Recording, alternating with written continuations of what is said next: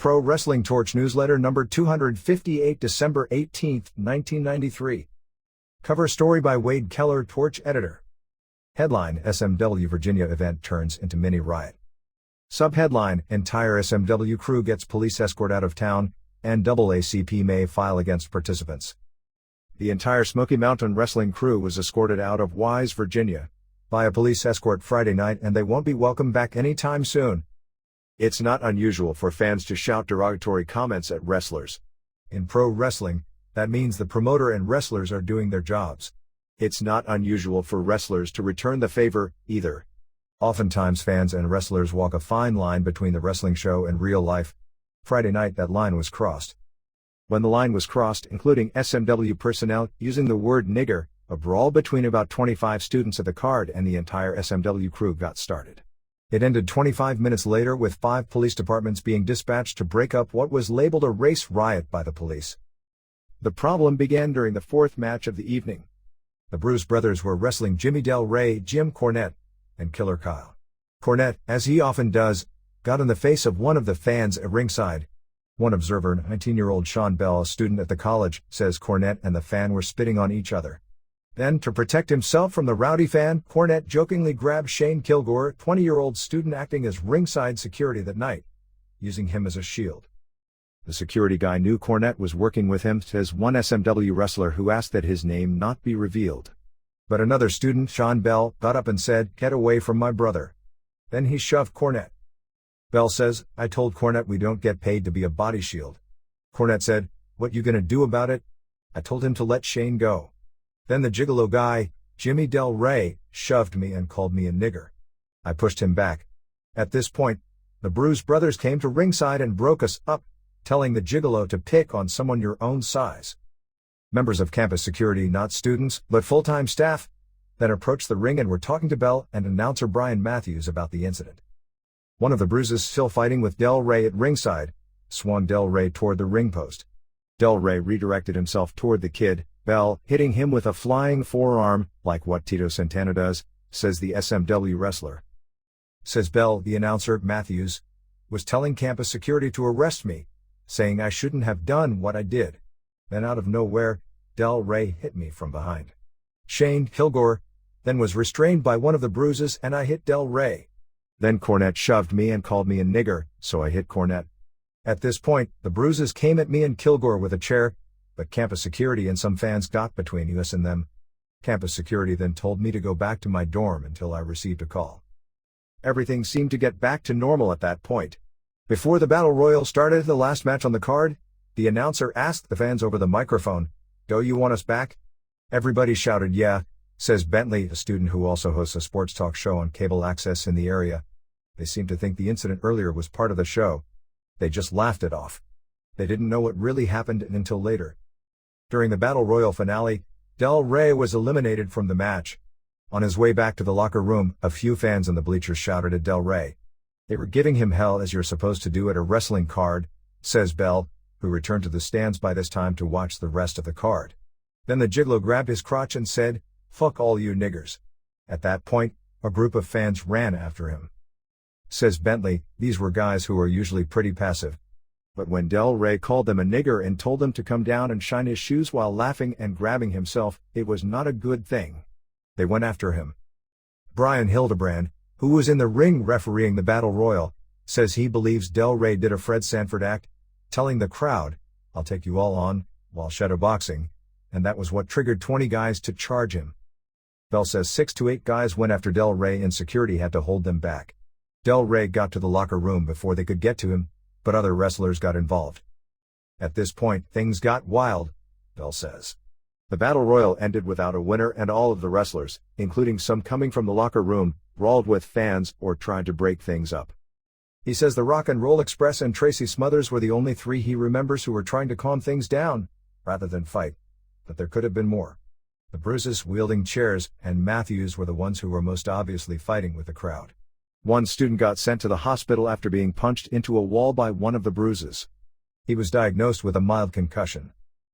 There was constant throwing of chairs, kicking, and punching by everybody, says Taylor Burgess, who was covering the card for the student newspaper. SMW employee Casey O'Connor says word was spread that somebody had a knife. Once that got around, everyone was throwing knuckles. Bentley is skeptical about a knife being present. I asked about 5 members of campus security if there was a knife drawn, he says. Nobody heard about a knife or saw one until the police asked about it later, and Matthews said there was one. If there was a knife, given the emotions in the room, it would have been drawn and somebody would have been hurt. That's why I don't think there really was one. Over 20 minutes later, police arrived and everyone scattered. Bentley says one officer arrived and poked his head into the building. Because it looked so out of control, he immediately left to call for backup, saying there was a race riot going on. According to Jeff Fleming, a dispatch officer with the Wise Police Department, the Pound Township Police, Norton Township Police, Coburn Township Police, and Wise County Sheriff's Department were all called for assistance. It appeared only the students were involved in fighting the wrestlers. The families from the community tried to get out of the building, some getting knocked down on their way out. The police cleared the gymnasium and then escorted the entire SMW crew out of town, one police car in front of their line of 12 cars, and one behind them. Bentley doesn't think race riot is the right way to describe the incident. About half of 25 students involved were white and the other half black. It wasn't race, it was students defending students. Everyone seems to agree, though, that had racial slurs not been used, there wouldn't have been a riot. SMW officials say that racial slurs were not used until a fight broke out and tempers flared, blaming the students for being out of line first. Bentley says the only way the brawl could have been avoided is if Del Rey hadn't said what he said. Everybody was having a good time until then, he says. But Del Rey went too far. The SMW wrestler agrees. You have to work crowds, and the crowd can yell at you, he says. But there are some guys who go too far. They say things they wouldn't say on the street because of the context of the wrestling matches. No matter what a wrestler says, though, a fan should never step over the rail. Once they do, we're just defending ourselves and fans become fair game. But if it's just shouting, within reason, we know it's just people letting out their frustrations. People want to vent their emotions at wrestling matches. That's why there are heels, not just babyfaces. We lost that town, says Hildebrand. We can never go back. Says Bentley, they're definitely not welcome back. Del Rey had a small gash on his back after the melee, although not from a knife. Except for the one fan who apparently received a small concussion, there were no reports of serious injuries. There is some fear within SMW that the NAACP could get involved because it was labeled a race riot initially by the police. As of press time, there are sketchy reports that say the NAACP has filed or is looking into filing suits against the Bruises, Cornette, Del Rey, and Matthews or Smoky Mountain Wrestling. There were 3 other wrestling events in Wise this year, none of which were SMW events, and nothing like this happened at any of the cards. Clinch Valley College is a small liberal arts college with about 1,200 students, mainly from Virginia. The incident received coverage in the Sunday edition of the Kingsport Times-News. The headline read, "Wrestlers, Audience Mix It Up." It was a far from definitive story, leading with the hesitant phrase, "Some wrestlers apparently mixed it up with audience members Friday night in a racially charged incident after a fundraising event at Clinch Valley College turned sour." The article said Wise Police Department Lieutenant Tommy Owens said no one was injured and no arrests were made. David Dolson, who witnessed the melee, told the Times-News that the incident began when Cornette hurled a racial epithet at a black student acting as a security guard. He then pushed the student, Dolson said, and a second wrestler hit him. Dolson said after Cornette shoved the student and called him a nigger, another wrestler knocked him down. Dotson also said a chair was thrown at a member of the audience. An official statement released by SMW Monday said, "It was a regrettable, unfortunate incident. Things got out of control and things were said that shouldn't have been said. Everyone in charge of SMW has legitimate plans to do something about it."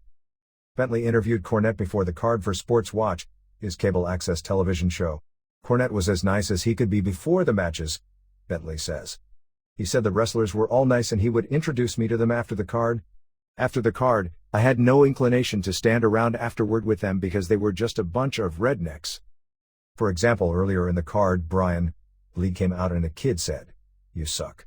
Lee responded, "FCKU. Your mama sucks." I'm not trying to sound morally better than other people, but there were kids around.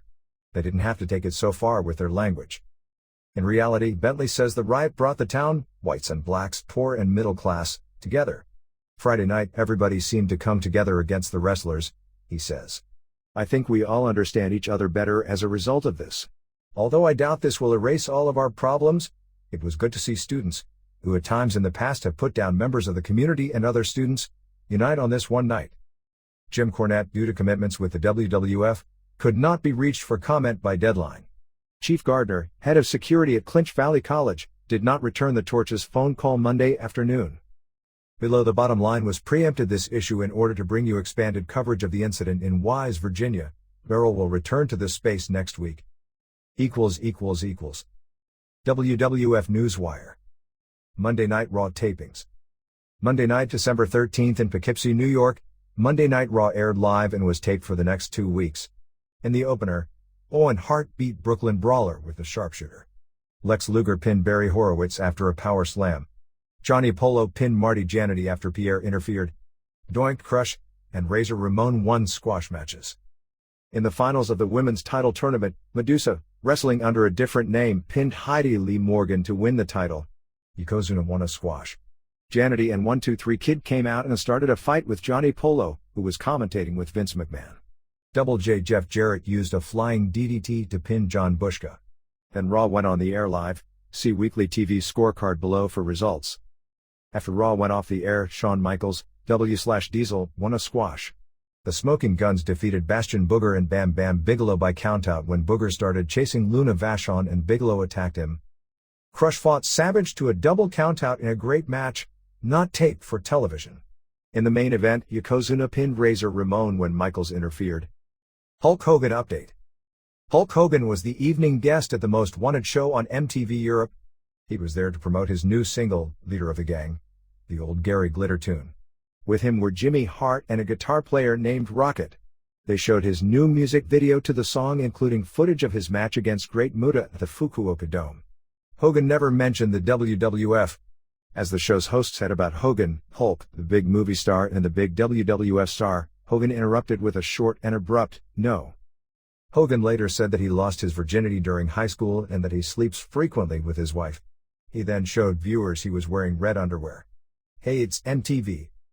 The "no" is Hogan's first public refusal to be associated with the WWF, indicating the chances of any future relations are slim. There have been no more reports concerning Hogan's involvement in the government's investigation of Titan Sports and Vince McMahon. WWF Notebook. The WWF returns to Poughkeepsie on February 21st. Announced matches are Bigelow vs. Doink and Borga and Yokozuna vs. Tatanka and Lex Luger. The Supreme Court in a ruling Monday made it tougher for the government to seize property of convicted drug traffickers without a separate hearing. Such a ruling could affect the government's attempts to seize Titan Towers from the WWF. This weekend's Meadowlands event, see Ringside Beat, page 6, was only promoted on television for 2 weeks and still drew 7,000 plus, an impressive turnout considering the lack of promotion. Sports Illustrated did a brief story on the indictment of Vince McMahon and Titan Sports in this week's edition in the scorecard section. It was written in such a way that essentially closed the book on their coverage of wrestling. Their coverage began when, as the story goes, McMahon took an industry made of a group of small-time family businesses and turned it into an international empire. It ends now because wrestling, given the statistics they cited, is now dead and corrupt and not worth covering. The December 20th Forbes featured a brief article on the McMahon/Titan indictments in the follow-through section. It recapped the basics of the indictment with a brief history involving Dr. George Zahor Ian. The article did say Hogan was rumored to be a government witness against McMahon. Kurt Hennig, rumored to have been offered a slot in WCW for big money wrestling just on pay-per-views and clashes, a la Hawk's current deal, is supposedly still planning to eventually return to the WWF. He is in the meantime accepting independent bookings. The New York Daily News is working on a major story for one of the upcoming Sunday editions. The reporter has been working on the story full-time for several weeks, and it will probably be one of the more comprehensive articles thus far on the case. Sources following the situation say there is still a definite chance more indictments are coming against Titan Sports relating to the sexual misconduct alleged by many former WWF employees against Mel Phillips, Terry Garvin, Pat Patterson, and possibly others. The WWF's tour of Germany and the United Kingdom last week was successful, with the WWF selling out all but a couple of nights. Undertaker's cult following overseas is said to rival that of any rock star. During the last night of the tour, when the lights went out for Undertaker's entrance, the entire arena lit up with fans' lighters, a scene out of a rock concert. Although Jeff Gaylord was telling people he was the Black Knight at Survivor Series, Apparently the night was actually Glenn Jacobs. Why Gaylord told friends and associates, including Jerry Lawler, that he was one of the nights is a mystery. The story going around is that Terry Funk left a note with Vince McMahon explaining his backing out of the Survivor Series that read, "I have to leave. One of my horses is sick." Cameos on Double J segments are rivaled in prestige only by being a guest caller on an episode of Frasier. No sign of Miss Texas entering the WWF to wrestle as rumored. No sign yet of Medusa's role and immediate feud. Texas is still a good bet. One of Cornette's lines on Raw shook a few people in the industry. "It's Monday Night Raw. It's the hottest wrestling promotion on television today." Cornette usually reserves such praise for Smoky Mountain Wrestling, which he strangely didn't mention once. Cornette hasn't made it through that much talking without mentioning SMW. It has some people wondering what's up. No word on whether he is the permanent co-host on Raw or not. Main event next week on Raw has Tatanka vs. Ludwig Borga. The Smoking Guns, Rock and Roll Express switch may not take place as once talked about. Jeff Jarrett was not mentioned on USWA television this weekend, nor is he scheduled for upcoming USWA events. WWF TV review. Highlights: Vince McMahon opened the program, then showed last week's departure of Bobby Heenan from the Raw tapings. Jim Cornette then came out to replace Heenan as color commentator and didn't shut for another 60 minutes. Randy Savage pinned Fatu in the TV main event after a double axe handle outside of the ring and a top rope elbow inside the ring. Todd Pettingill lobbies over the air for Randy Savage to be reinstated as co-host of WWF Mania. Fans were then told how to pay to vote on the WWF 900 line to influence Jack Tunney's decision. A public service announcement aired with Lex Luger telling kids to stay off of drugs. The Smoking Guns beat Steve Smith and Jim Massinger. During the match, Cornette says Luger can't enter the Royal Rumble because if he won, he wouldn't be able to get a title shot as the winner of the Royal Rumble is supposed to. Lou Albano came to ringside for 2 short cameos. McMahon and Cornette acknowledge him, but not much more. IRS beat Todd Mata. A short feature aired with Yokozuna wearing his best babyface had kids sitting on his lap in New York City. Then Yokozuna woke up when Mr. Fuji, who may have been in bed with Yokozuna, tough to tell on TV, told him he was having a nightmare. Undertaker pinned JS Storm. A Double J collage aired mixing all of his previously aired skits. Rick Martel beat Tim McNeely. McMahon interviewed Owen Hart, who challenged his brother to a match. Bret Hart beat Brooklyn Brawler. Analysis: excellent Double J collage. Cornette was great on color, making it tough to miss Heenan. Cornette definitely got over the angles better than Heenan and had more one-liners. The 900 number scams continue to be a black mark on the WWF's current conduct. Overall score, 100 pints possible 74. Match quality 2012. Achieved purpose 2016. Angles 10-5. Interviews 10-6. Announcing 10-9. Production values 10-10. Pacing 10-8. Incentive to tune in next week 10-8. WCW Newswire. Bulldog fired, Bossman fills in. British Bulldog Davey Boy Smith was fired from WCW last week. Smith scheduled to face Rick Rude in a WCW International Heavyweight title match at Starrcade, missed some house show events last week without justification. Sources say Smith claims he could not find the arenas. A pre-taped match was scheduled to air between Smith and Rude on next week's WCW Saturday Night. The match will never air. Instead, Big Boss Man vs. Rude will fill the slot. Monday night in Atlanta, Georgia, at Center Stage, Bossman, now called the Boss to avoid a Titan trademark infringement, debuted and defeated Rude in an impromptu match. The segment, which will air this Saturday, opens with Bulldog's music playing. When he doesn't arrive, Gary Juster announces Bulldog has 30 seconds before he will lose by forfeit. When Bulldog never shows up, Rude brags in mid-ring until the Boss charges the ring and attacks him, eventually pinning him in a non-title matchup. Bulldog was made to look bad by WCW, a practice common in the territory days when wrestlers left under bad terms, but not practiced recently. The Boss, real name Ray Traylor, was working for the WWF as a special referee as recently as last month. There was no word within the industry that his relationship with the WWF was severed. Boss did not wrestle on the January 15th and January 22nd editions of WCW Saturday Night that were also taped Monday night, so Boss's stay may be limited to this Saturday's TV show and one title match against Rude at Starrcade. Booking situation. While WCW personnel understandably cannot talk on record about future personnel matters, talk within the industry is that more than ever, it seems Dusty Rhodes' days are numbered as Booker, although we've heard that story before. The leading candidate to replace Rhodes is Terry Funk, which might be one reason Funk refused to participate in the Survivor Series angle where he is unmasked. It also seems likely that if and when Terry Funk is hired, he will be the WCW commissioner that Tony Schiavone has been talking about in recent weeks. If Terry Funk gets hired as Booker, which is still mere speculation at this point, one of his close allies remains Eddie Gilbert, who has a definite chance of returning to a prominent booking position in the industry. His return to the USWA this weekend seems to indicate he is still committed to being involved in pro wrestling after vowing several weeks ago that running for political office was in his future. Funk has shown definite interest in the booking position with WCW, and has apparently become friends with Eric Bischoff over the past couple of months, although some sources believe the opposite, that Funk would never enter WCW if Bischoff was working for the company. Funk was in Germany for the big December 18th card and could not be reached for comment. Kevin Sullivan has also had talks with WCW, possibly over the head booking position. WCW Saturday Night Tapings. December 7th in Atlanta, Georgia, at Center Stage, the January 1st and January 8th editions of WCW Saturday Night were taped. In the opener of the January 1st program, Lord Steven Regal beat Terry Taylor. This is said to have been one of the better technical matches you'll see.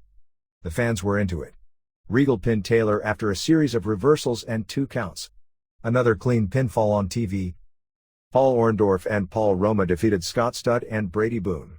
A "We Want Arn" chant began during the match. Johnny B. Bad beat Tony Zane with a completely missed sunset flip from the top rope. Okerlund interviewed Johnny B. Bad, who announced that Michael P.S. Hayes is coming out of retirement to team with him. There was a decent pop in the crowd for the mention of Hayes. Cactus Jack and Max Payne beat Robbie Eagle and Mark Kyle when Kyle submitted to Payne's armbar. Okerlund interviewed Payne and Jack. The Colossal Kongs won a squash. The Shockmaster beat J.L. Sullivan. Brian Pillman beat Buddy Lee Parker after a top rope dropkick. In a post-match interview with Pillman, Pillman was holding a chicken suit that he said resembled Colonel Robert Parker. 2 Cold Scorpio and Marcus Bagwell beat Pat Rose and J.D. Wolf. In a post-match interview with Okerlund, Bagwell called Roma and Orndorff Paula and Paulina. In the TV main event, Steve Austin defeated Sting when Austin was disqualified when Pillman interfered. Pillman was at ringside to offset Parker's interference. In one match taped for the January 2nd WCW main event, Orndorff and Roma defeated Scorpio and Bagwell. The assassin headbutted Bagwell with a loaded mask, allowing Orndorff to pin Bagwell. In the opener of the January 8th WCW Saturday Night, Thunder and Lightning beat Bob Cook and Bob Starr. Dustin Rhodes won a squash. The Shockmaster beat Otis Apollo. Okerlund interviewed the Shockmaster and introduced Liv, via satellite, yeah, right, Super Shockmaster.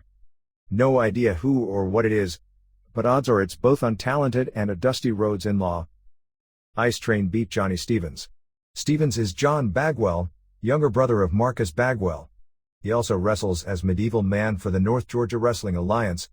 Keith and Kent Cole beat Harlem Heat in the TV main event. WCW main event tapings. December 6th in Dalton, Georgia, WCW main event was taped. In the opener, Bagwell and Scorpio beat Slazenger and Pierce, after which Roma and Orndorff attacked Bagwell and Scorpio. Pillman, Heat, and Slazenger and Pierce won squashes. Diamond Dallas Page did an interview and then refused to wrestle inferior competition of Scott D'Amore, so he walked out and lost by countout. Orndorff and Roma won a squash. Bagwell and Scorpio beat Heat by DQ in a good match. Kane threw Scorpio over the top rope. Great crowd heat and a very good match. Flair came out and gave another tremendous interview on Starrcade. The December 26th edition opened with Thunder and Lightning over the Bad Boys. Taylor pinned Kyle. Page came out and said he was going to draw his opponent from a fishbowl. He drew Nikita Koloff, Wahoo McDaniel, and Van Hammer. The Awesome Kongs won a squash. Harley Race did an interview about tomorrow's Starrcade. Scorpio and Bagwell beat Harlem Heat clean after the split-leg moonsault. Roma and Orndorff attacked Bagwell and Scorpio after the match. In dark matches, Steamboat and Flair beat Rude and Austin by DQ when Parker interfered. It was said to be a great main event with incredible heat. WCW Notebook. Jesse Ventura's contract is up early next year. There's no guarantee he will be resigned, especially given his $300,000 plus a year price range. Bobby Heenan might be considered a better buy. If not Funk, Heenan wouldn't make a bad WCW commissioner, a la Jim Cornette causing ruckus a few months ago as commissioner of SMW. If Curt Hennig makes himself available to WCW and a deal is struck, there is already talk of moving right into a Hennig-Flair feud. It looks as if the December 25th WCW Saturday Night, if it airs, will be a best of show. The December 14th and 15th center stage tapings were moved to January. Possibly WCW got cold feet regarding taping too far ahead given recent personnel changes, including Bulldog and a possible booking change. WCW is not completely eliminating house shows after all, although for the first 2 months of 1994, it is drastically cutting back the schedule. January's schedule is as follows: January 4th in Gainesville, Georgia. TV taping, January 10th at Center Stage TV, January 18th in Columbus, Georgia. TV, January 27th in Baton Rouge, Louisiana. Live Clash, January 28th, Lake Charles, Louisiana. House Show, January 29th, Tupelo, Miz, House Show, and January 31st in Macon, Georgia. TV. The house show schedule should pick up to 10 to 15 per month in March, although long-term plans in WCW are far from solid. The Clash will include Jack and Payne vs. the Nasties, Simmons vs. Train, and Bad vs. Payne. Jungle Jim Steele, a WCW trainee, debuted on the December 13th tapings. Ventura defended McMahon on the WCW 900 line.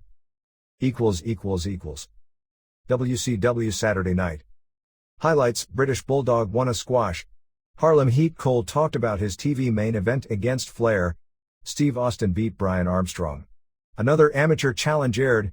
Terry Taylor returned to Saturday Night TBS Wrestling and beat Tony Mella. Vader talked about his Starrcade main event. Thunder and Lightning talked about wrestling Tex Slazenger and Shanghai Pierce at Starrcade. Pierce and Slazenger won a squash. In the major angle of the program, Paul Orndorff and Regal beat Paul Roma and Eric Watts after Roma came off the top rope onto Watts, who hit Roma in the STF. Roma, before the match, said Watts had nothing to worry about, saying people misread his actions 2 weeks ago when teaming with Arnold Anderson.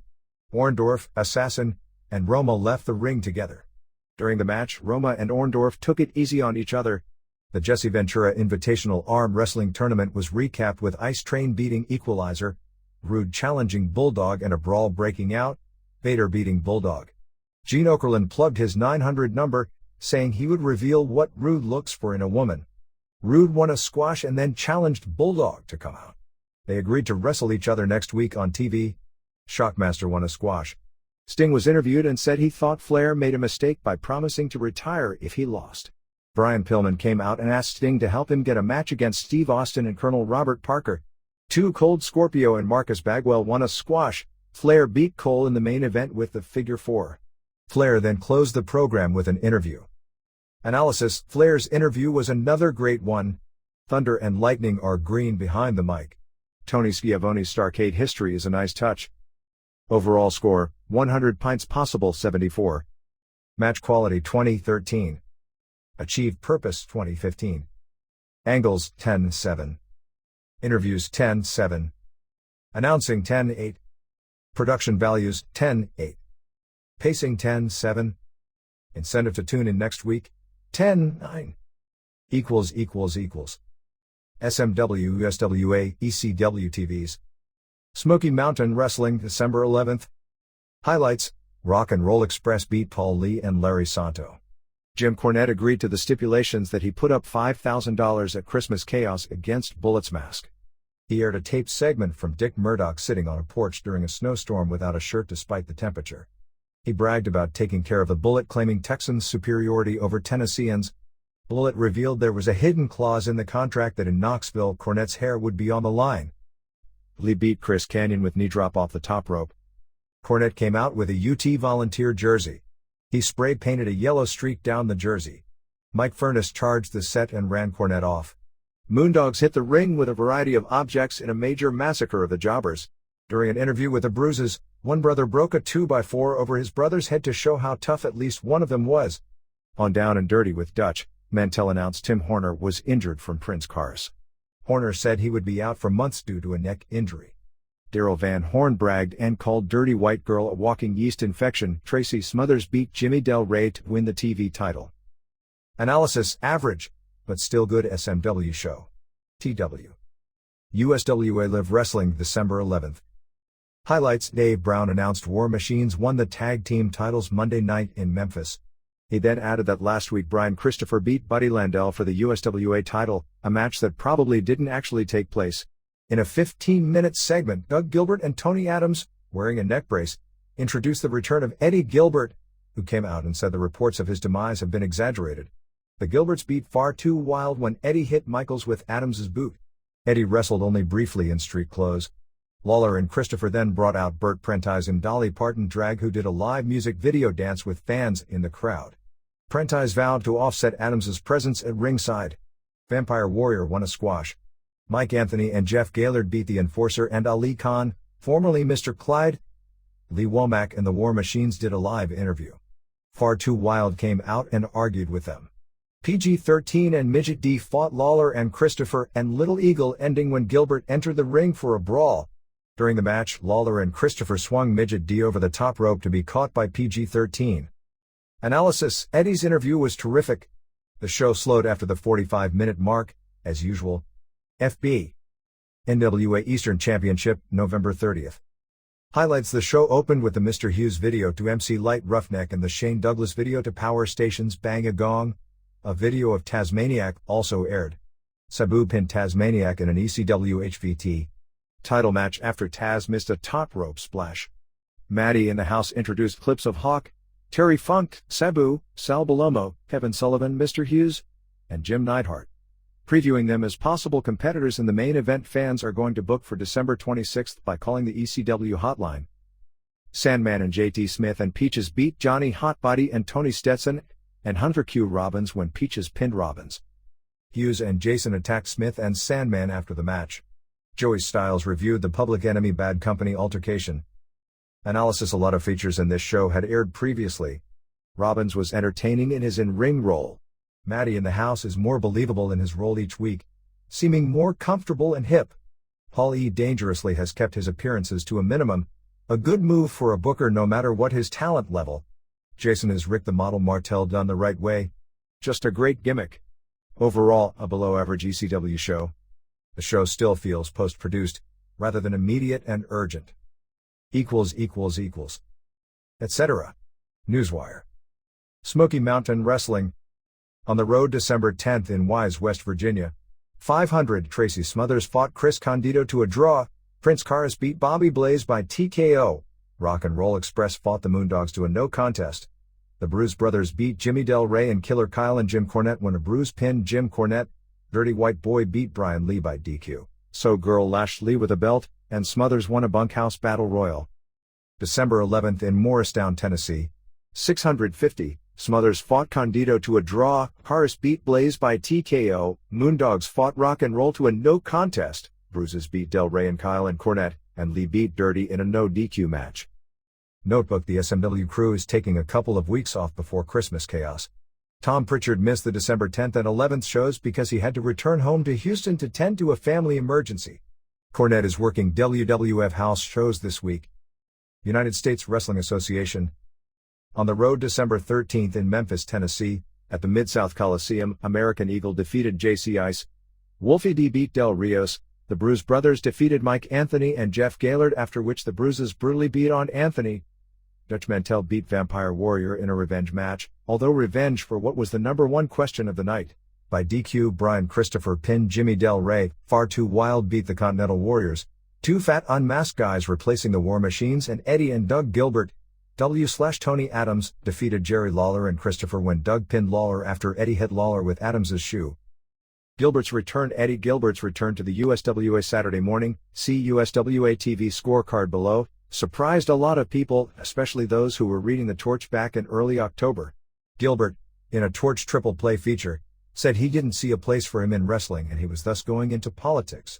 They say this is a game or a work, but it's not, said Gilbert, who may be readying himself for a slot alongside Terry Funk in the WCW front office. There is no word on whether Gilbert is lined for the booking position in the USWA. NWA Eastern Championship Wrestling. Gordon Speaks. ECW owner/promoter Todd Gordon says he has sold part of ECW to a financial backer who has made a six-figure investment. I'm very happy with the way things are going, says Gordon. I'm having more fun now than before. Now I'm finally seeing ways to make money on this. Gordon is talking about getting his program distributed overseas. If we've got guys like Stan, Hansen, Terry, Funk, and Sabu on our shows, guys who are over in Japan, there seems to be a market for this program, says Gordon. Gordon also talks about expanding beyond Philadelphia with ECW's live shows. There has been talk that ECW may promote some events in New York next year, among other areas. Notebook: the next major event for ECW is Holiday Hell on December 26 in Philadelphia at ECW Arena. Note to readers, I am looking for a reliable correspondent to give detailed results of ECW events. If you attend ECW regularly, please give the Torch phone line a ring. Fast fact: the late Larry Cameron held the CWA Tag Team titles with partner Mad Bull Buster until he died Sunday. He and Buster won the Tag Team titles October 24, 1993 in Hanover, Germany from Mile Ernu and David Taylor. CWA's annual singles tournament ends on December 18. As the second biggest foreign regular star behind champion Rambo, Cameron would have been a contender to win this year's tournament. He finished third in last year's annual year-end singles tournament. Independent highlights: World Wrestling Alliance. December 4 in Clementon, New Jersey, 275. Frank Finnegan won a battle royal. East LA beat Chuck Sloan. Frank Finnegan beat Mark Schrader, the Arachnoids. Spider 1 and 2 Glenn Ruth and Chuck Worthington beat Ed the Razor and Chris Evans on a reverse decision. Texas Terminator Haas beat Boy Gone Bad on a reverse decision. They return January 8. Championship Wrestling from Florida. December 7 in Tampa, Fla at the Sportatorium. Apache Indian Dancing Wolf beat Surgeon General by DQ. Masked Assassin beat Chris Nelson. Mexican Strongman Jose Lopez beat Bad Boy Bradley by DQ. Nasty Ned Brady beat Frankie Rose. And Southern Posse beat Mexican Heat, Ray and Mondo Ayala. Shannon Rose. Windy City Wrestling. December 4 in Rowan Park, Illinois. Flash Flanagan beat Debbie Lee. Christopher Daniels beat Danny Dominion to retain the lightweight title. Mike Anthony beat Ken Erickson, MGD. By Brett Sanders, R. Valentino beat Kevin Quinn, MGD. By JR, Casey Knight beat Iron Mike Sampson to retain the HVT title. Twin Turbo and Bo Zane and R. Valentino and Haystacks Ross beat Smith Brothers and Manson Brothers and Psycho in an elimination match when Haystacks was the last man in the ring. Global Wrestling Federation.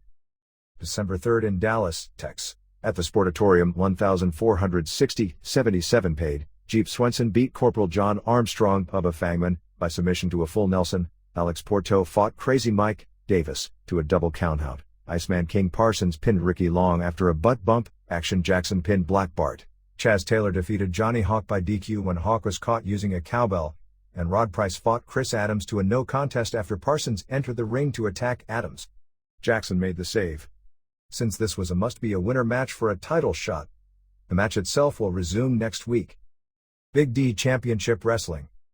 December 5 in Dallas, Texas. At the Rocket Palace, 130, Bowman Downs pinned Chris Rocks after a series of clotheslines. Scott Braddock pinned Nick Golden with his feet on the ropes. Mr. Marty Moat defeated Gorgeous Gary Young by DQ when Wild Bill Irwin interfered. Jimmy James pinned Ray Evans, W/Animal, to retain the BDCW Lieutenant HVT title when Animal's interference backfired. Big D, Gary Sturtevant, defeated El Brujo, Kit Carson, MGD. By Freddie Fargo, in the second of 3 matches to decide whether Fargo or D will control the promotion, and Terry Sims and Mr. and Jimmy James defeated Gary Young and Scott Braddock and Bill Irwin when Sims pinned Braddock. Independent. December 10 in Tampa, Florida. At the Church of the Lost and Found, Aussie Kid pinned Manny Fernandez. Terry Platt Jr. pinned Black Panther. Jam and Johnny beat Sandy Beach by DQ. And Firecat beat Jumbo Beretta. Danny Spivey and Ron Bad were there and gave religious sermons. Shannon Rose. World Wrestling Alliance. December 12 in Tampa, Florida. At the Sportatorium, Chris Nelson defeated Masked BB. Ace Steel defeated Zebra Kid on a reverse decision. Mechanic wrestled Grave Digger to a no contest. Jam and Johnny beat Butch Long by DQ. Bill Payne beat White Shadow to retain the WWF Trophy title. Bill Tyree beat Zebra Kid. And Nasty Ned Brady and Southern Posse wrestled Randy Fuller and Armed Forces to a no contest. Shannon Rose. Tri-State Wrestling. December 4 in Central City, Kentucky, Pondo beat Flying Angel.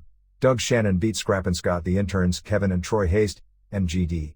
by Nurse Hotbody, beat Dr. Feelgood and the Medic. Dan Shannon, Dan Childers, defeated California Dude, Larry Corey, and Dan Shannon won a battle royal.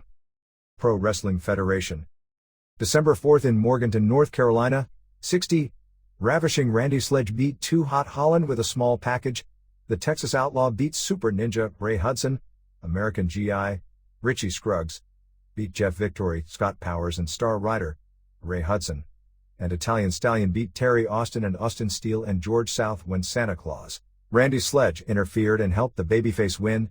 The Hillbilly, formerly Killdozer, beat Chris Hamrick by DQ, and Emilio Ulacia won a 13-man battle royal. Danny Paris. West Virginia Wrestling. November 26th in Runsford, West Virginia, Mad Dog David Lynch and the Juicer beat Black Diamond and the Mauler. Super Mario beat Cruel Connection 2. The Spoiler beat the Ninja Warrior by DQ. Slam and Sam and James Gibson beat the Heartbreakers. Scotty Hotbody and Scott McKeever. Gentleman James beat Joey Morton. Super Mario beat Flaming Youth. Hillbilly Willie beat the Spoiler. Joey Merton beat Black Diamond. The Ninja Warrior fought Doug Gibson by DDQ. And Mad Dog and Juicer fought Heartbreakers to a DDQ. The show was taped to air on a local public access station. International World Class Championship. December 4th in Yardville, New Jersey, at the Polish American Club, 150 Jumpin' Joe Savaldi defeated Lex Lavender. Manny Fernandez beat Dennis Starr. Coco Beware beat Damian Stone. Trooper Max and Scott Studd beat Outlaw and Charlie West. Primo Carnera 3 beat Kodiak Bear. Stormtrooper, MGD. By Kevin Casey, beat L.A. Door. Cousin Luke beat Terminator. Greg Valentine beat Gino Caruso. Lex Lavender defeated Dennis Starr. Trooper Max and Scott Studd beat Damian Stone and Max Crimson. Primo Carnera 3 fought Wreak Havoc, MGD. By Kevin Casey, who had double countout. Valentine beat Savaldi when Manny Fernandez gave a piledriver to Savaldi outside of the ring while Valentine distracted the referee. Stormtrooper beat Gino Caruso. Luke beat L.A. Door. Coco Beware fought Fernandez to a no contest. They returned December 26th, 3 p.m., with Stormtrooper vs. Doink and Savaldi and Ware vs. Valentine and Fernandez. Mike Santilla. Garden State Wrestling Alliance. December 4th in Brick, New Jersey, 85. The Ripper pinned DJE. Mr. Obsession Bobby, who pinned Romeo Rodriguez. Mark the Cannon Malekio beat Mr. Lucifer by DQ for blowing fire. The Juggernaut beat the Strangler by DQ. The Dream Team, Johnny Dreamer and DJE, beat Assault and Battery. Red Alert and Jackknife Johnny. Supernova pinned Dashing Drake Debonair with a roll-up to retain the GSWA title. Skinhead Steve Hess beat the Ghetto Blaster with help from a chair. The Juggernaut and Rowdy Bobby Piper beat the Bod Squad. Mr. Motion Mike Terrace and Rick Ratchet, and Billy the Kid beat Matt Storm in a Texas bull rope match. They returned December 18th. Call 908-477-7117 for ticket info. Championship Wrestling from Indiana. December 2nd in Indianapolis, Indiana, at the Tyndall Armory. Danny Anderson, Dan Childers, beat the Arabian Assassin, MGD. By William the Lion, Buddy Garvin beat TJ Powers. PC Austin beat Flash Flanagan. The Interns, Kevin Haste and Jerry Faith, beat Far Too Wild Chris Michaels and Todd Morton. Lady Macbeth beat Tina Paradise. And Eric Fontaine pinned Mike Samples. Notebook. Nikita Koloff and his daughter were featured on America's Funniest Home Videos recently. According to Paul Heyman, the first television tapings for the World Wrestling Network will likely be January 21st, 22nd or 24 at Manhattan Center in New York City, New York. Dennis Coralluzzo has announced Sabu vs. Chris Benoit as his headline match February 19th in Woodbury, New Jersey, at the National Guard Armory, the first meeting of these two wrestlers. In-house notes. Through the end of the month, Torch t-shirts remain on sale for $9, save $3. Please specify M, L, XL and color of shirt red, yellow, or gray. The Torch Annual 4 is also on sale for $7, save $3. Please keep in mind that mail delivery will be slower than usual for the next few weeks due to holiday mailings. Torch Triple Play. Item: Larry Cameron dies in Germany. One of Europe's top American imports dies during match. December 12th, Larry Cameron entered the ring for a match against Tony St. Clair, a match he would never finish. At the beginning of the fourth round, CWA matches in Europe are fought in rounds. Cameron went into his corner and sat down on a chair. He laid his head back and said something to the referee, who passed on word to promoter Otto Wands. Wands then called for a doctor. They laid Cameron, 41, on a stretcher and carried him to the back of the arena. Soon thereafter, Cameron was unconscious and not breathing. They performed mouth-to-mouth for 30 minutes before an ambulance arrived, which took Cameron to a local hospital. The next match began, but during the match, Wands interrupted and announced over the house microphone, "This is the saddest day in the history of the CWA." The show immediately ended. It was left unsaid that Cameron died. Fans left the arena crying. Cameron worked as a butcher in St. Paul, Minnesota, before entering pro wrestling in 1987. Cameron, a former Mr. Minnesota and North Country bodybuilding champion and former CF Lure and Denver Bronco, made an immediate impact in the PWA, and finished third in the Torch's 1989 Rookie of the Year balloting. While he was never hired by either of the two major U.S. promotions, Cameron wrestled with the PWA, Windy City Wrestling, Calgary Stampede, and New Japan before hooking up full-time with the CWA in Germany, where he became one of its top wrestlers. He held titles everywhere he wrestled, including on tours in nearly a dozen countries. According to reports out of Europe on Tuesday morning, Cameron's cause of death was determined to be either from a heart attack of apoplexy. Cameron, who was known to be a heavy steroid user for years, had a history of heart problems. He also suffered a head injury last week and spent 2 days in the hospital, which may have been related to his death. "He was such a wonderful person," said PWA promoter and good friend Ed Sharkey. "I don't know nice enough words to do him justice. He was different than the rest. He was such a great guy to be on the road with, even though he seemed to sleep 90% of the time." Laughs. "I don't anyone with a bad thing to say about him." Cameron, survived by a 6-year-old daughter in the United States and his mother in Mississippi, was living most of the year with a girlfriend in Germany. Item SMW riot sad but no surprise. Changes in attitude may be necessary or it'll happen again. Jim Cornette is known as a gifted talker who is quickly proving himself as a promoter. But his stance on social issues has been questionable, especially that of using race-baiting tactics to try to draw fans to arenas. In last month's Wrestling Perspective, P.O. Box 401, Camillus, New York 13031, $1.50 per monthly issue, Cornette talked about his plans to bring in Tony Atlas and team him with Tammy Fitch in a black man white woman angle. Because of the nature of fans in the Smoky Mountain area, Cornette said, "Let's put it this way. I think we'd have made enough money to hire some extra security." Laughs. "If you're going to get a heel over, you have to make them a person the people can't stand or want to see beat up. That's a basic rule. In SMW I know what gets people pissed." Laughs. "And shit like that gets people pissed, so use it. Play to your clientele. Work your audience. Everybody's too touchy. I know that certain people have been discriminated against because of their sex or their color or their national origin or whatever. But I didn't do it, right? So people carry the shit too far. I guess what I'm saying is, Jesus Christ, there's some grain of truth in stereotypes about white people, black people, yellow people, men, women, anybody. When I read people writing letters saying we can't treat women this way or this is stereotypical, it's wrestling. Leave it alone. Goddamn, it's entertainment." Cornette and I have gotten into discussions on the phone about our differing attitudes toward the way wrestling portrays blacks and the way wrestlers act toward black fans. Cornette says it's just wrestling. I say people can be jerks and assholes, but never niggers. It's that simple. Just as the best orators in a debate need not raise their voice or swear, neither should the best wrestlers or managers have to resort to racial slurs to get heat from the crowd. If you have to resort to that, you're neither acting like a decent person nor are you apparently good enough to survive on true wit and talent. Out of fairness to the situation, it's only right to give Cornette and those involved a chance to personally respond to the incident Friday before final judgment is passed, although it seems pretty clear that had racial comments not entered into the picture, no riot would have taken place. Everyone involved is talented enough to draw fan heat without resorting to cheap racial comments that rip open deep wounds. Next time, taking the talented way out, not the easy way out. Item, Flair says he's earned respect. Compares himself to Montana, Jordan, and Ali. Ric Flair, WCW Sat.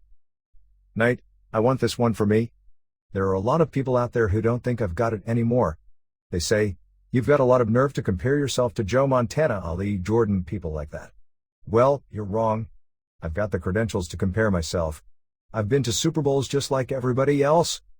Gene Okerlund with a slight overstatement, WCW Sat. Night, Flair has put his entire life on the line against Vader. Jesse Ventura, WCW Sat. Night, what a job Fifi has, being Ric Flair's arm piece. That's a job 90% of the women in the world would want to do. And 90% would have the intelligence to do it. Freddie Fargo, BDCW event in Dallas.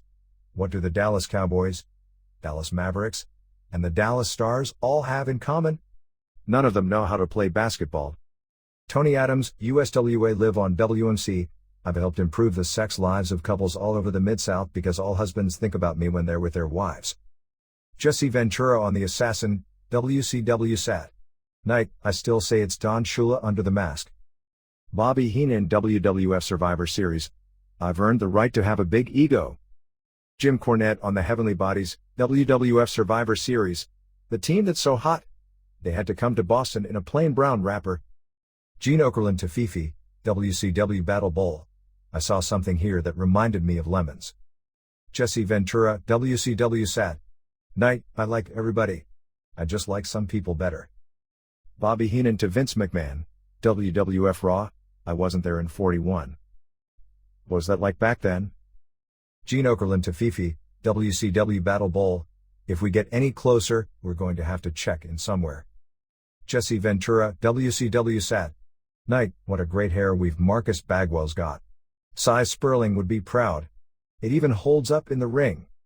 Vader, the man who thought he ruled the world, Sid Vicious, is no longer in wrestling.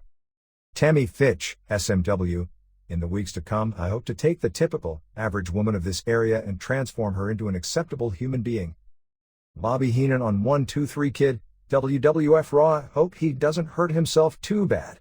He has to do a corner in the morning. He's a patrol boy. == Ringside Beat. World Wrestling Federation. December 12, 1993. NJ, Meadowlands Arena.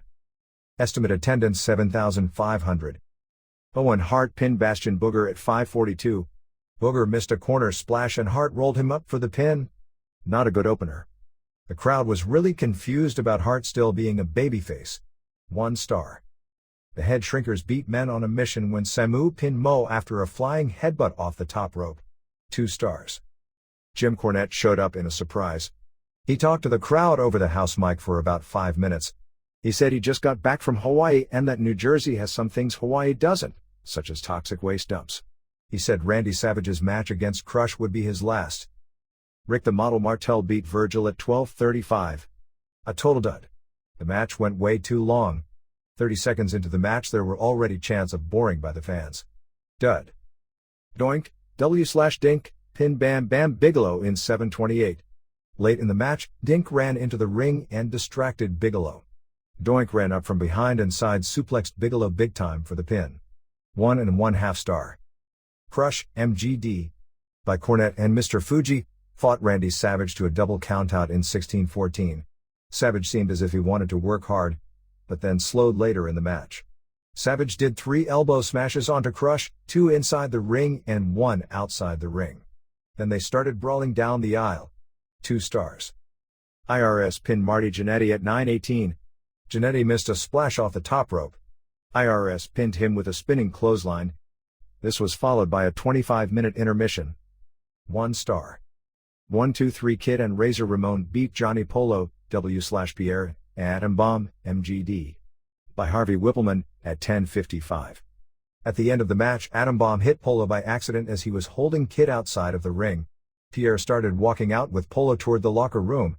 Ramon nailed Bomb from behind and got him in the Razor's edge for the pin. This match had the most heat of the night. 3 stars. Lex Luger pinned Ludwig Borga at 6:42. About 15 seconds into the match, Luger DDT'd Borga, followed up with 3 running clotheslines, taking Borga down. After about 2 minutes, both men had exhausted their entire repertoire of moves. The end came when the American Hero cheated. The match had special stipulations that Luger had to wear an elbow pad, which he wore most of the time, but at the end of the match, he nailed Borga with the exposed elbow. Notes, the crowd was totally non-hardcore. Nothing but parents and kids all over the place. Every time I heckled the wrong wrestler or match at the wrong time according to the parents and kids, it seemed as if I was about to get mobbed by 20 kids. Paul Sosnovsky reporting.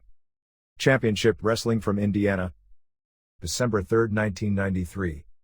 Fort Ben Harrison, Indiana. PFF Gym. Est. Attendance not given. Flash Flanagan pinned superstar TJ Howard. Flanagan scored the pin after a sunset flip off the top rope. The Texan PC Austin pinned Buddy Bam Bam Garvin. Austin used his cowbell to score the pin. Sheikh Ali B. Khan pinned the Lumberjack. This came as a big surprise to me, because they were wrestling on a military base, and you just expect the American to win. As far as I'm concerned, it was smart promoting because it will make future matches harder to predict. Mike Samples pinned Eric Fontaine. At first, Fontaine scored the pin after a ref bump, but the pinfall was not official. This was the best match of the night. There was a lot of wrestling outside of the ring and some good comedy. Fontaine gave Samples 3 chair shots, and Samples hid behind the referee. In another comedy spot, Samples was in the process of being dragged to the middle of the ring when he grabbed the mic and yelled, "Dial 911." The finish was really strange. The referee took a bump and fell out of the ring. Fontaine piledrove Samples and covered him while the referee was out. PC Austin came out, hit Fontaine with the cowbell, and put Samples on top. As Austin was waking up the referee, the Lumberjack came out and switched them around again. Austin got in the ring, Samples held Fontaine. Austin tried to hit Fontaine with a cowbell, but accidentally hit Samples. Fontaine clotheslined him out of the ring. The referee woke up and gave Fontaine the pin and immediately passed out again. Then Austin got back in the ring, put Samples over Fontaine, and woke up the referee again. Finally, the ref gave the pin to Samples. Lady Macbeth pinned Tina Paradise when her manager held Tina's legs. PC Austin pinned the Lumberjack to win a bunkhouse battle royal. I thought they'd end the show on an up note by letting Lumberjack win, but that was not the case. Notes: overall a good show. CWI may return on a weekly basis depending on how the attendance is on future cards. During intermission, Tina Paradise posed with children for $4 per picture. During intermission, the Masked Marauder pinned Command Sergeant Major Vodal twice. Both were in blow-up sumo suits. Travis Lee Nelson reporting. Torch Talk with Jerry Lawler, Part 2. Headline: Jerry Lawler talks about his first stint with the WWF. Last month, Jerry Lawler was indicted on statutory rape of a 13-year-old girl. He has claimed his innocence publicly from the beginning. Nonetheless, as the January 7th pre-trial date approaches, Lawler talks about his future in wrestling, his thoughts on his stay in the WWF, whether the USWA will work with SMW, and his current legal status. This is part 2 of a 2-part Torch Talk interview conducted by Wade Keller on December 6 via phone from Lawler's home in Memphis, Tennessee. Wade Keller, did you think the personal insults you levied against Stu and Helen Hart ever went too far? Were you ever uncomfortable with what you were saying? Jerry Lawler, not at all. As a matter of fact, I would have gone further with them. If you really did dislike somebody and you were really trying to insult them, you're certainly not going to think, now, can I go too far in insulting this guy? Keller, the reason I ask is that you don't see a personal issue taken to that extreme very often in pro wrestling. Lawler, some of the stuff we did that never got to air was really going to be even better. It was the stuff leading up to the Survivor Series, where I interviewed Harvey Whippleman and Johnny Polo who were dressed like Stu and Helen Hart. Keller, from what I heard of that interview segment, it was much better than the skit with Shawn Michaels that replaced it. Jerry Lawler, artist Joseph Borzada, PW Torch Lawler, I'm certainly not one to tell them how to run their business, but I would have just backed off that thing completely and then got 4 big-name guys to go against the Harts. I think it was really lacking when they continued on with the Knights. Keller, now that you've seen how the organization operates up close, what do you think are the keys now for the WWF being successful in the future? Lawler, I really don't know. From the very first time I was up there, I was just really impressed with what a well-run operation it was. I'd never been around anything that big and that involved. There are so many things that go into that with all the merchandising, all the overseas stuff, all the advertising and publicity. It's a massive operation. It just amazes me that it can be run as well as it is. I think wrestling is a cyclical type of thing. I don't think it will ever die. It will always have its ups and downs. I think there might be an up period on the horizon. It will eventually go back down again. I don't know if it will ever hit the heights that it was a few years back, but it may. I seriously, honestly believe the only thing it's suffering from is still overexposure. Keller, I think that's being solved with cancellations. Lawler, that's right. See, it takes care of itself. It's like nature. Keller, what did you take back to Memphis with you from your stay in the WWF? Did you learn anything or become inspired by anything you saw? Lawler, I was inspired and saw some things I would like to do, but just to be perfectly honest with you, we don't have the money to do it. Keller, what would you do with a larger budget? Lawler, more advertising. It's to a point now where we just depend on our TV show. Of course, now, in watching the WWF, they're trying to cut back a little bit and they're getting into that frame of mind, too. We just depend solely on our TV show to let the people know from week to week what's going on.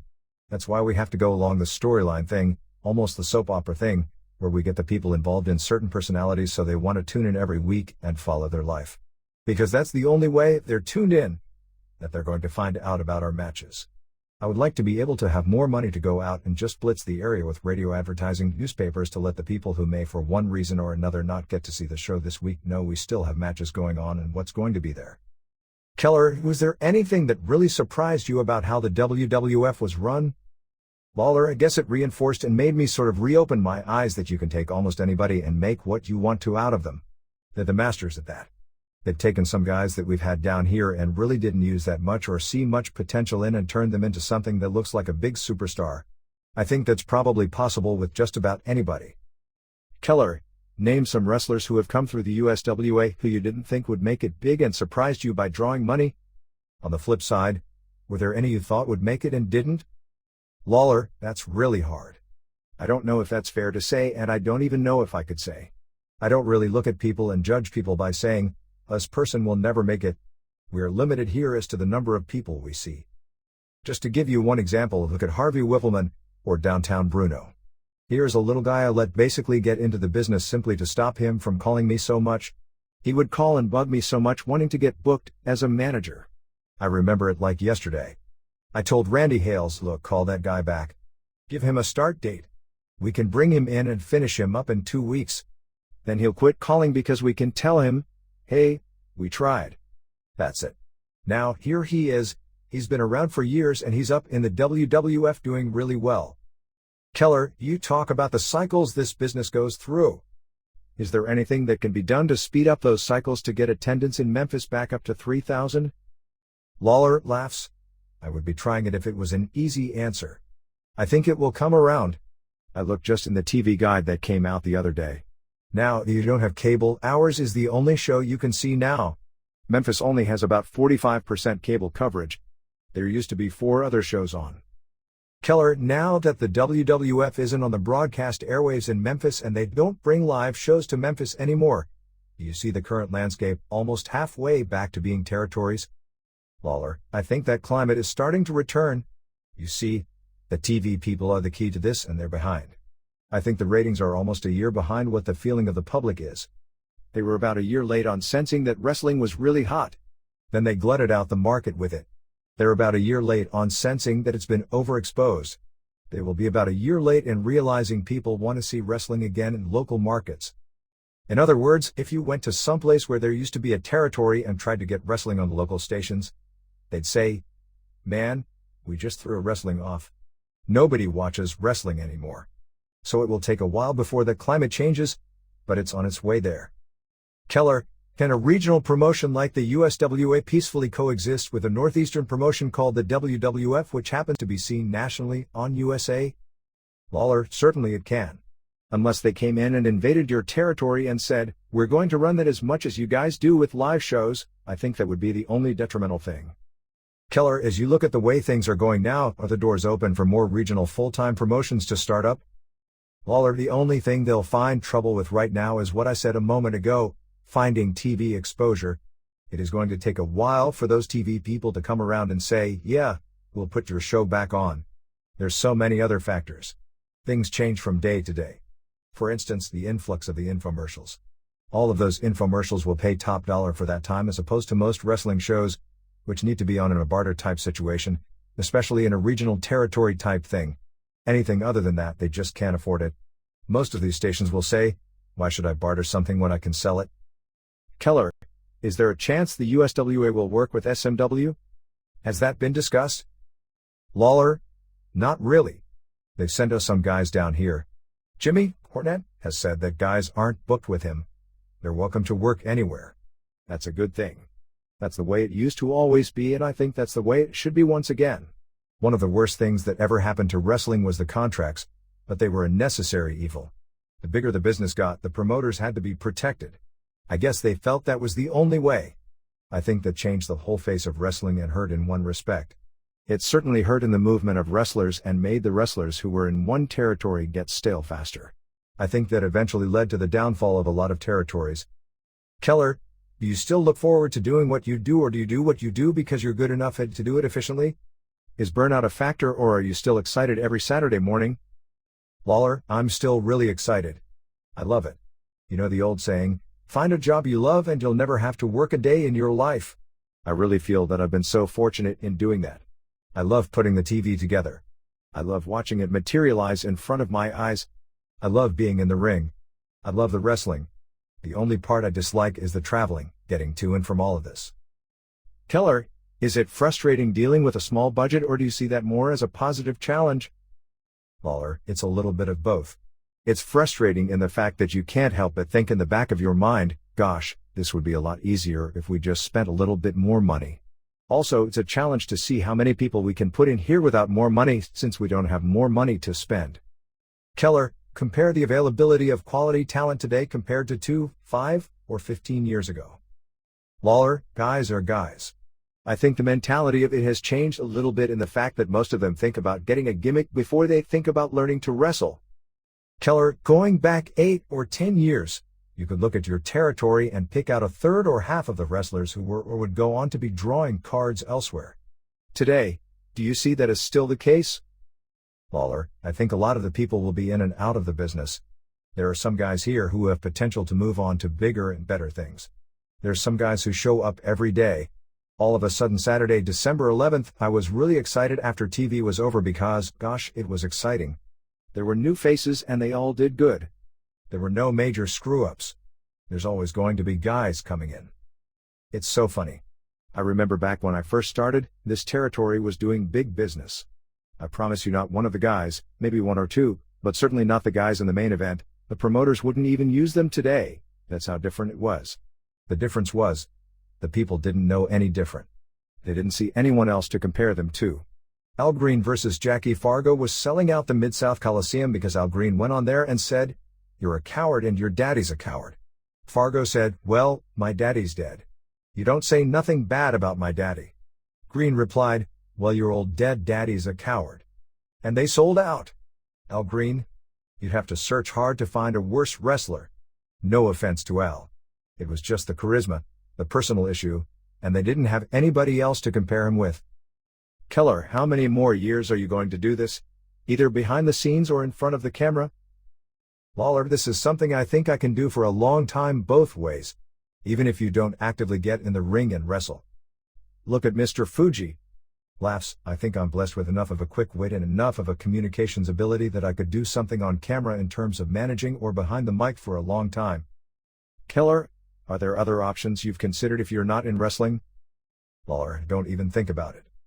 Keller, what's the current status of the USWA's talent exchange agreement with the WWF? Lawler, it's on hold right now pending the outcome of my legal situation. Keller, in terms of that deal, do you think it has been a benefit to the USWA? Lawler, I tried to look at it. I don't think it's made any difference. Last week was the first week we didn't have any guys with WWF exposure on the card, and we had more people than we've had in weeks. Of course, we did a little deal where it was fan appreciation night and we had children in for $2. The money wasn't as good, but we had more people than usual. We had something like 1,600, maybe more. Keller, was there any negative effect in your opinion to having WWF guys come in and out, in and out? Lawler, I think it was handled as well as possible. I think the one area where it was a positive effect, I talked earlier how a lot of people look at those people as superstars. I think it helped elevate the perception of our guys as even with theirs. Keller, what do you think of Jerry Jarrett going to the WWF full-time? Are you excited for him? Lawler, I think it's good. I think he'll get real tired real fast, though. I know I did. Jerry's older than I am. We're used to the laid-back Tennessee lifestyle. Brother, it's night and day from that up there. I haven't really talked to him too much. The most I've heard so far is that he's still observing. Keller, is there anything regarding the rape allegations against you that you want on the record that hasn't been stated thus far? Lawler, other than the fact that I don't think the people ever got to hear what it was. I think it was made to sound so much worse than it was when the only way it's reported is, Jerry Lawler is charged with rape. When in actuality all it is Here's a young girl who goes to wrestling who claimed to a friend of hers that she had sex with Jerry Lawler. I mean, how many groupies or girls who go to wrestling have claimed to have had sex with the wrestlers? Millions. And then this just got told to the wrong individual? The prosecutor now, I think, is just in a situation where it's one of two things. Either they don't want to look like they've got egg on their face, or they want to try to make a name for themselves with a high-profile case here. But one way or another, I don't see how they have a case here. Nothing ever happened. There's no physical evidence. The girl has admitted nothing ever happened. I maintain from the beginning nothing ever happened, and from that I cannot see how there is a case. But those people can do absolutely anything they want to do. I got a call from Dana Kirk, the old Memphis State coach, who got entangled in a situation with them and wound up having to go to jail for 4 months. He said, "Jerry, they can do anything they want to." Keller, is that something you are considering as a possibility, or are you confident it will blow over? Lawler, I still have faith in I don't know if I have faith in the legal system, but I still have faith in the concept of right over wrong. I cannot see how something like this could go further, but then again, I can't see how it got this far. I can't imagine somebody having to go to jail for something like this that never took place. Oh man, it's just amazing. Column, Bruce Mitchell. Editor's addendum. Several years before Monday Night launched, Bruce Mitchell wrote a column that laid out the game plan for recent WCW VP Eric Bischoff to shift WCW up a few gears and produce a live weekly 2-hour show. All Bischoff added to this formula was going head-to-head with Raw on Mondays. Bruce Mitchell, often referred to as wrestling's best and most respected columnist, and certainly the most read within the wrestling industry over the last 15 years, may have been the most influential wrestling writer of the 90s also, considering the impact of Nitro on the landscape and the influence this column may have had on that happening. Headline, Turning to Television, an Opportunity. WCW's long-needed serious consideration of abandoning house shows provides the company with an opportunity to both cut costs and generate new revenues with a substantial improvement in their product. If done creatively, WCW's quiet move could signal another of the expected big changes in the way the business is run in the United States, and this time it could be a positive change. WCW has reportedly cut back on its money-losing tour of house shows starting in January to a dozen or fewer per month, perhaps eventually cutting back even more.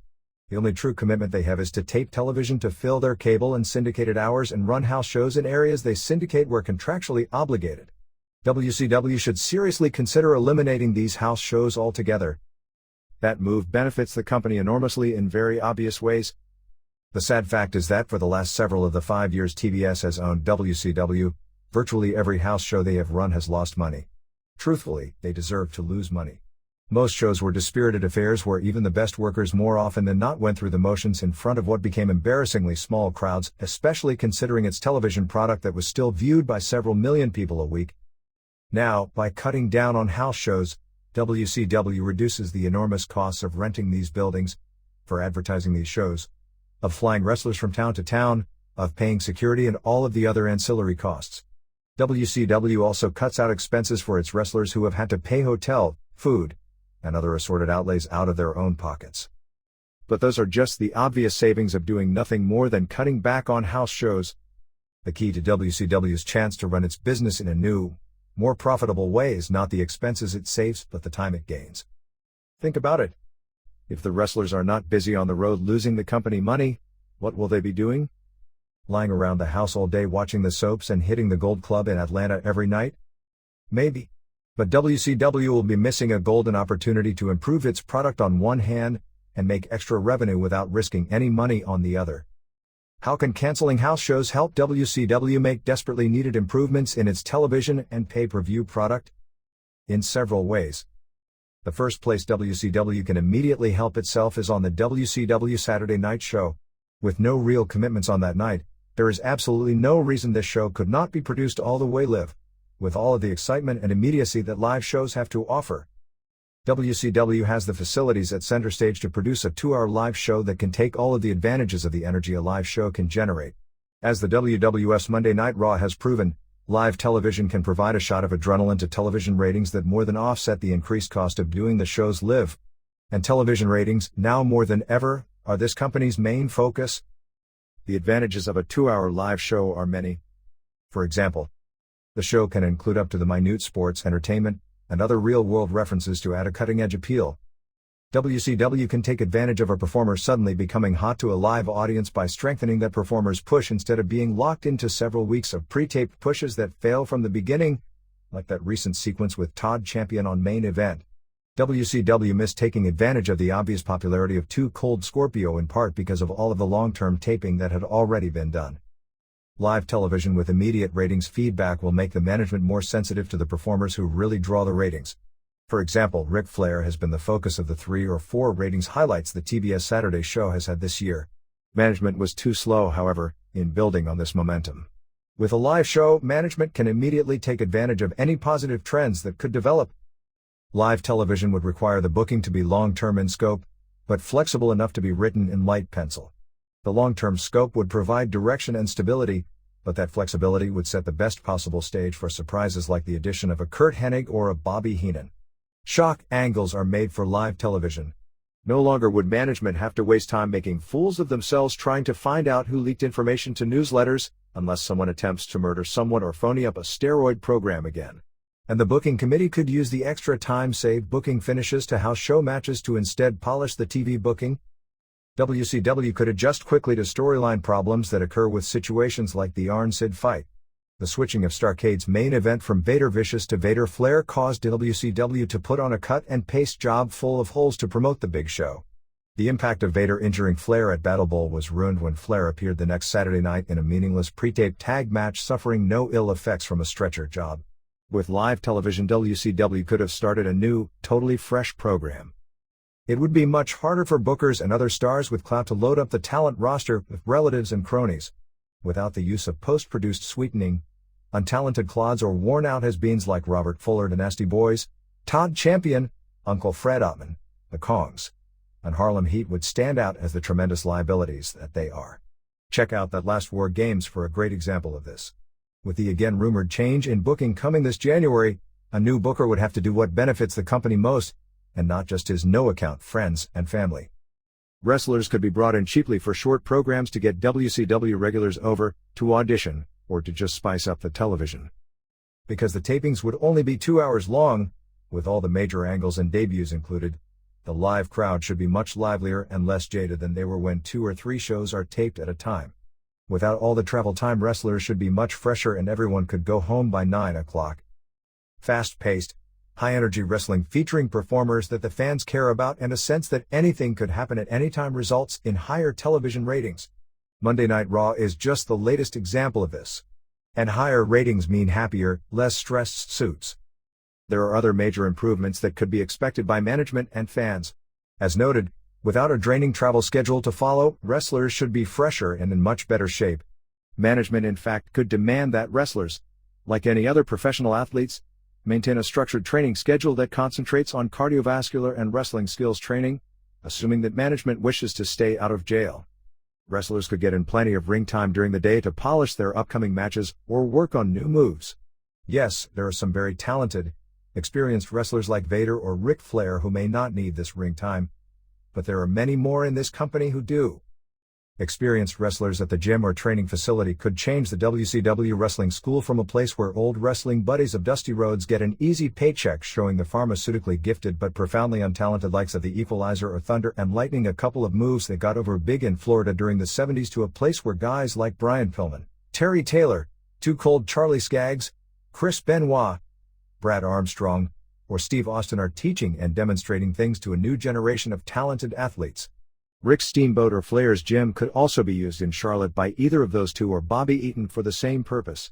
This concept would result in better matches which again should help improve television ratings and pay-per-view buy rates, again improving the bottom line. And what of the syndicated television tapings at Disney World in Florida? They do save money and provide WCW with a nicely produced show. Since audiences are frequently rotated, WCW could tape mostly squash and a few feature matches with mostly their long-term regulars to provide raw materials for subsequent shows. These shows could then have added material taped in-house specifically for syndication or repeated hot material from the live Saturday night show, preserving the advantages of taping at Disney without the liabilities. Another idea to improve the bottom line would be to borrow an idea from our neighbors due south at AAA. If WCW is running limited or no house shows, they should become a booking office from which independent promoters could hire their talent. As long as television and pay-per-view priorities for dates are maintained, WCW could put a valuable resource to work without incurring these horrible expenses. Promoters willing to book the likes of Nikolai Volkov or Tito Santana would jump to book wrestlers with national television exposure. WCW could charge a booking fee, nominal at first, and a talent fee that could augment a wrestler's income substantially in the course of a year. Obviously, Sting would carry a higher booking fee than Charlie Norris, for example. Wrestlers would have the right of first refusal so that they could pick and choose when they wanted to work and for whom they wanted to work. Indie promoters would be required to pick up travel and other expenses. The only thing WCW would be required to do is cash the check before confirming the date. The indie promoter takes the risk and WCW provides the television exposure in a partnership that should benefit both parties. By limiting the booking requirement, in other words letting promoters book talent any way they want within reason, WCW could increase its cash flow and scout out new talent or matchups. If Cactus Jack vs. Sabu draws a good house in South Philly, WCW might want to add that match to their mix. If Shockmaster vs. the Italian Stallion bombs in Dillon, South Carolina, well, at least WCW got its booking fee. If Marcus Bagwell does a job for Abdullah the Butcher in Columbus, Georgia, only a few hundred people would be aware of it anyway. If the result gets into a newsstand magazine, so what? They sport the lowest readership figures they have had in 10 years. And any promoter who tries to use WCW wrestlers to get local talent or themselves over will more than likely find a skeptical public turning its back to him.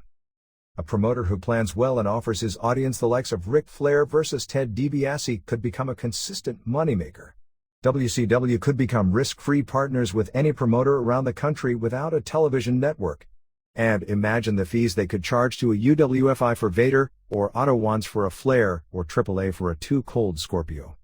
And if these promoters start making a lot of money in a particular area, that could be an indication that a market is ready for a full-bore WCW production. Of course, WCW has other serious problems, not the least of which is a management that is ignoring a problem, pushing abnormally large wrestlers, that could put them in the same danger of serving jail time as their competitor now faces. It will take a management team willing to develop creative, new ways of developing revenue to revive a company that has been artificially kept alive by, up until now, a lot of wasted money. Whether WCW will make the best use of this new opportunity remains to be seen.